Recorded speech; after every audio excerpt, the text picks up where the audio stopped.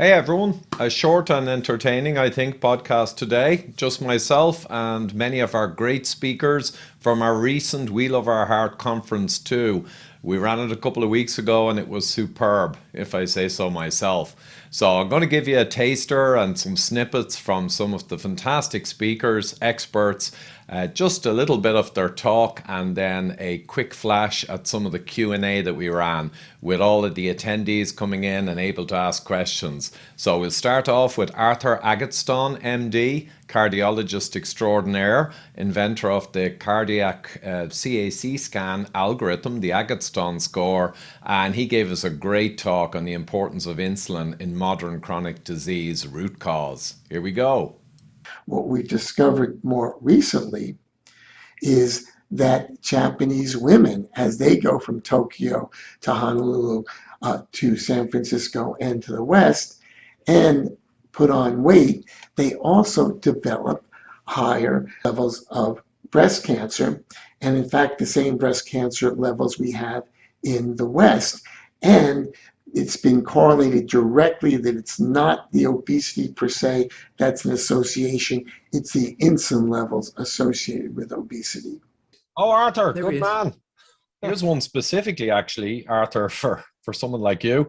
Is there a correlation between plaque in the arteries and an aneurysm or aneurysm problems? Their aneurysms most commonly occur from hypertensive heart disease and atherosclerosis. So there absolutely is. There are people who have morphinoid vessels who can have aneurysms, sometimes severe, because of a connective tissue issue, but the majority is the same risk.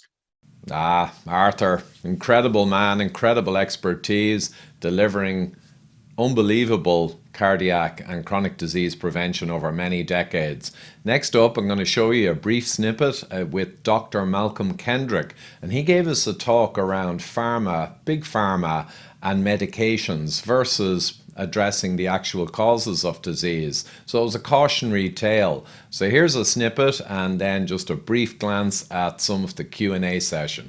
The following words were published in the European Heart Journal. It's quite amazing they were published in the European Heart Journal, which is almost entirely bought and paid for by the pharmaceutical industry. But it is widely believed that randomized studies have proved that lowering blood pressure is beneficial. Actually, that is not true. I'll just reread that sentence. And last thing, PCSK9 inhibitors. There's also papers out now showing they do have pleiotropic effects like statins beyond the cholesterol lowering. Well, also they do lower LPA at the same time, which is the evil twin brother of LDL. And that was not known. It wasn't even something that they tried to do at first, but they've now been aware. In fact, they're being now promoted for that very effect. So it's ironic, it's a sort of irony piled upon irony times irony. So we're going to briefly drop in on Dr. Ken Berry's talk. So he was new this year, a good pal and always very entertaining, huge insight. So here we go. And so I crunched all the numbers from this study and I came up with this pie chart, which shows you the relative ranking of the different chronic medical conditions that are associated with you developing CAD and or heart attack. And I want to go into this pie chart in some detail. My mum is on 25 medications. How can anyone have a clue on their interactions? Well, I think that's a quick answer. Yeah, no, and that's a great comment because when you start a second pharmaceutical drug, you have one, you're on one, you start a second, that doesn't just double your chances of having a medication interaction.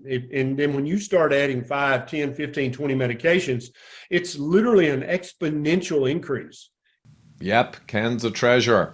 Now Dr. Bill Davis, William Davis MD, author of Wheat Belly and many other very insightful books, including Undoctored and a book on gut health and microbiome. So a brief flash of an element of his talk and then a quick snippet from the Q&A session with all the attendees. And by doing all this, you address the actual lipoproteins, not cholesterol, a crude indirect marker for the lipoproteins that cause heart disease. We're going to address lipoproteins directly. You can track that using lipoprotein analysis, such as NMR lipoprotein analysis, nuclear magnetic resonance, very commonly available. I've been doing it for over 25 years. You address the LPS endotoxemia that exports gut microbe effects to other parts of the body. You address insulin resistance and its amplifying effect on cardiovascular risk. You reverse inflammation, all the things. So you can see the real tragedy of focusing on such things as saturated fat and cholesterol is that it takes your attention away from the real causes of heart disease. If thyroid, and I had low thyroid, and I read Broder Barnes, and he did all the studies on people had low thyroid with heart disease. Why don't people focus on thyroid that much? I don't know, and they should be, because I think even marginal hypothyroidism is a flagrant cardiovascular risk factor. I saw this years ago. I'd be following serial coronary calcium scores, and some would start with a 750, say. We do all the stuff, wheat and grain elimination, vitamin D, omega-3, all that stuff. We were also delighted to have Dr. Joel Kahn involved, pal of mine, a vegan cardiologist, and he gave us a talk around Heart Disease Prevention 2022 and went in through the new tools that are available in cardiac scanning, etc., to really identify what's going on in your arteries. So here we go.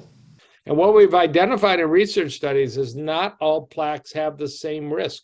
The clearly CT angiogram not only shows how much plaque, it shows what kind of plaque and what kind of risk that might be. So if you look over to the right, this is color coded, but if you look below at the bottom, it's towards the spectrum of low risk plaque. This is a plaque in the coronary artery that's almost exclusively calcified. Calcium is a marker of atherosclerosis, but it also identifies the lower risk segments. Hey, one question that just came in actually was, higher LDL has been associated in NHANES and in other studies recently out with longer longevity in general, right. But then you're pushing for super low LDL, and I'd say that's like Agatston, people with established disease for your targeting. But go ahead. No, you get it, I get it, and I agree. There's an imager named John Rumsberger. You may not know him, Ivor, but he's, he falls into the Matthew Budoff class of longtime CT heart experts. But he said long ago to treat a patient with a statin without knowing their vascular status is like treating somebody with chemotherapy without a biopsy, without a diagnosis. It's blind. And I do agree with that. Yep, Joel Kahn, MD, great guy. But we couldn't have a vegan cardiologist without having a carnivore doctor. So Sean Baker joined us this year, and again, a brief flash at an element of his talk, and then we'll go into a brief look at the Q&A element also. Okay, as I'm recording this at home, I had to take a moment to eat a nice, beautiful ribeye steak, which I thought I'd share with you guys. Now, anyone that doesn't realize this as the pinnacle of human nutrition, quite honestly, there's something wrong with you. Anyway, no, this is generally my diet, just for the record, for you guys asking what I might eat, is basically steak and sometimes eggs, and that's pretty much it. Every once in a while, I'll have a little bit of dairy, but that's been it. Oh, Jesus. Sorry, I got a shock there. I thought this guy was going to hit me.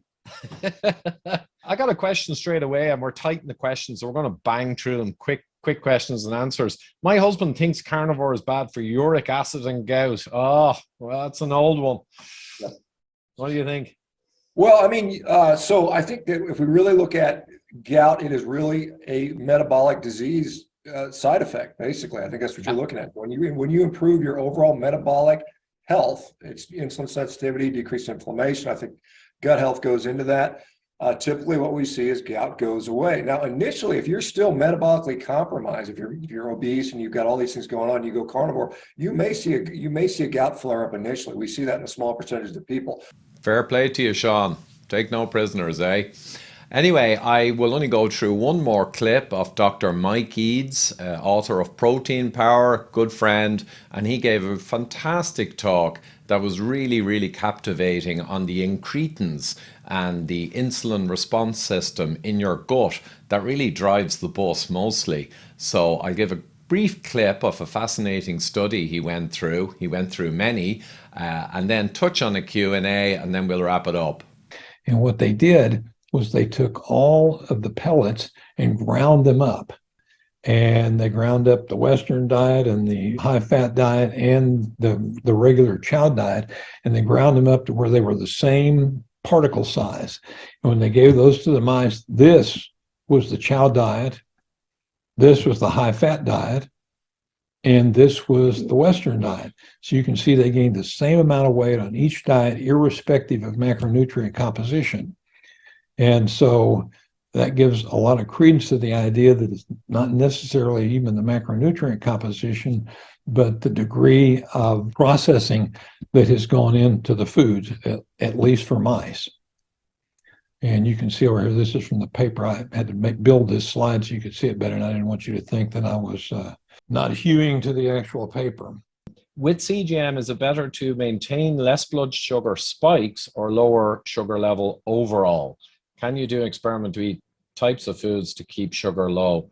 But the spike versus overall, I've seen quite a bit. I guess you might have too, that it's the spikes that correlate with outcomes poor, and then a high-ish level but without spikes tends not to correlate so much, which kind of makes sense. You know, people who stay on low-carb diets for a fair amount of time can get physiological insulin resistance, and they can have a little bit higher baseline glucose curve. Yeah. So there you have it. We had over a dozen speakers in total. I just gave you a little glimpse at the content. So over 12 hours of talks, science, chronic disease prevention, and the Q&As where people got to ask the questions and our great speakers answered them. And delighted to let you know that we now have the whole package edited and put together, all talks, all Q&As, into one huge compilation, and there's an offer in the description box below. You can go to We Love Our Heart and basically get a whole weekend's entertainment, because that's how long the conference ran, and you can get it for a remarkably low price. So really hope you take up on this offer and indeed share it with other people. All in all, this massive compilation pulls together a huge amount of medical and research knowledge.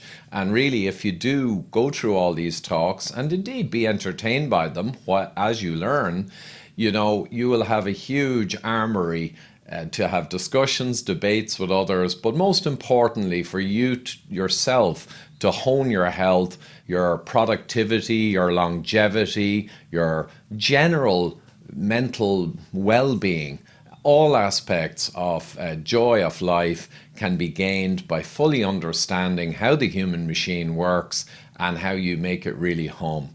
So enjoy, and as I say, offer is down below, and we've tried to make it as straightforward the system to get hold of all this material as we could, and really hope you enjoy it. So thank you.